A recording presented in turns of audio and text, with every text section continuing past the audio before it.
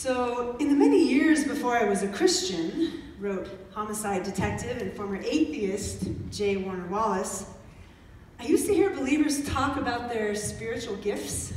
I mean, they would describe their ability to sing or teach or perform a certain task, and for the life of me, these abilities just sounded like natural talents.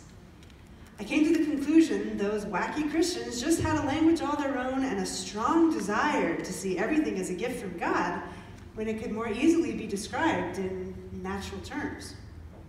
But then, at age 35, when I became a Christian myself, I began to recognize a number of abilities emerging or blossoming in my own life. This highly decorated cold case detective, whose most difficult cases have been featured on Dateline NBC, eventually concluded, God has created us in his image and given us the capacity to live beyond our natural impulses and desires. He's given us the ability to dream and to reason, the ability to exceed our own natural limits. There's sometimes a fine line between natural talents and spiritual gifts, but that might be best explained this way. Natural talents are best suited for the purpose of thriving in nature, while spiritual gifts are best suited for the purposes of the supernatural.